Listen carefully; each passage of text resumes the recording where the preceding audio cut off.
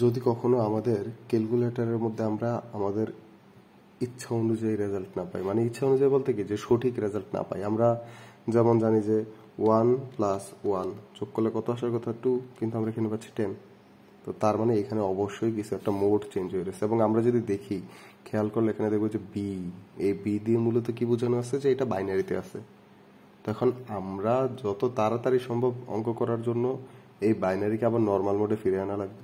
তো এখন হলো যে কোনো মোডেই যদি আমাদের ক্যালকুলেটর যাক না কেন, এটাকে যদি আমরা আবার আমাদের নর্মাল মোডে ফিরে নিয়ে আসতে চাই, তাহলে একটা শর্টকাট টেকনিক আমরা অ্যাপ্লাই করবো। আমরা কি করব, শিফটে চাপবো, চাপ দেওয়ার পর এই যে মোডে আছে এটাতে চাপবো, চাপার পর এবার আমরা কি করবো, এই যে 3-এ চাপবো। 3-এ কি হবে, অল ক্লিয়ার হয়ে যাবে, রিসেট অল, 0-তে চাপবো, ইকুয়াল, এই যে আমাদের অল রিসেট হয়ে গেল, শেষ।